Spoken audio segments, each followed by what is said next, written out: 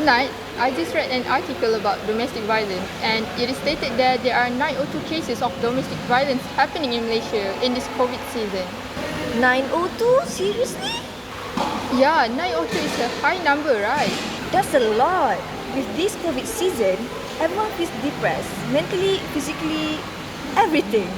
And that is one of the reasons why these problems occurs. Ayu, is that the article you mentioned about?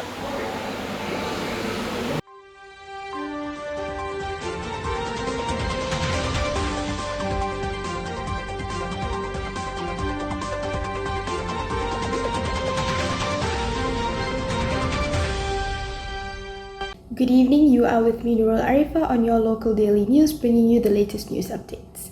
On the news today, we have a total of 902 cases of domestic violence reported from January to April this year, mostly caused by economic pressure due to affected income of people losing jobs as a result of the pandemic, which led to emotional instability. Furthermore, being in lockdown strongly affected the mental health of people, causing them to take things out onto their family members.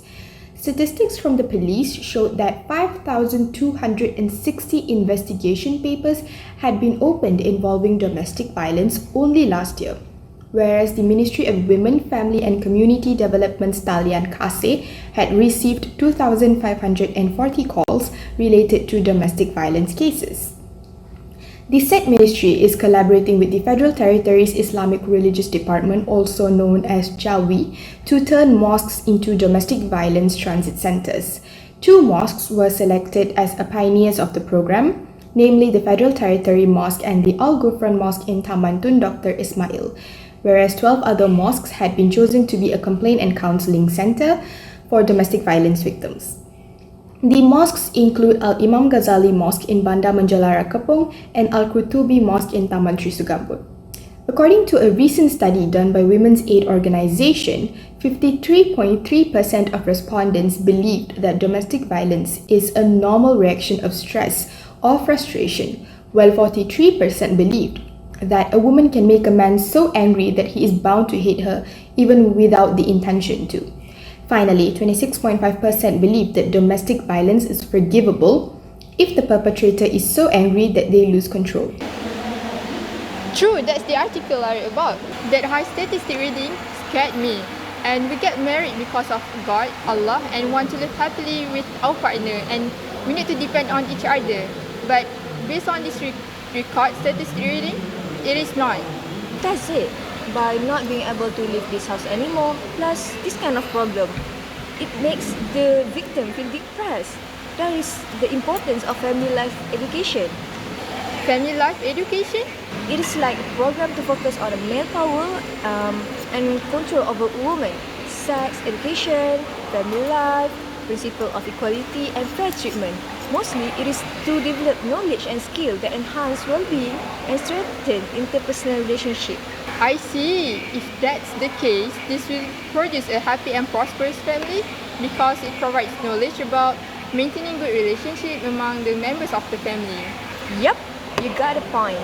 When our activities and movement are limited, this feeling of being locked in can easily be affected even by the slightest trigger, such as financial issues, family disputes, issues that concerning marital relations and more. The matter can trigger fights between the husband and wife that will lead to domestic violence to happen. The psychological element plays the biggest role in domestic violence. The couple or family can have a couple therapy session to allow honest and guided communication with one aim in mind, which is to solve and to understand matters for the improvement of a family institution. From a religious point of view, some argue that religion and mental problems have nothing to do, meaning there's no relationship between those two. But still, I think that everything in this life must have something to do with religion. And in this case, giving psychological support may not be suffice. By strengthening our relationship with Allah, we are more susceptible to choose healthier judgment in our actions. And this is because Allah will not send a test to His servant if he is not being able to face it, to carry it. That's right. As we live depend on each other, we need to care for each other. By participating in community events, this will prove that we care. According to a hadith, it is preferable for a person to live among other people. treating them well, and exhibiting excellent conduct rather than isolating himself and remaining aloof. And this is where parents play an important role in the family, raising a child with love, patience, and serving as a good role model. And the child will eventually follow in the footsteps of their parents. Well, because every movement, every word and action have an impact. The parent has the greatest influence on the child of any person or outside force. If we think logically, children spend a lot of time with their parents from the time they are born until they grow up. If that's the case, parents also need to educate their children based on Sharia. This will produce knowledgeable people and will advance the country. Indeed. We are late for class. There's only 5 minutes left until our structure class. Oh yeah, later we can enter the class. Let's go.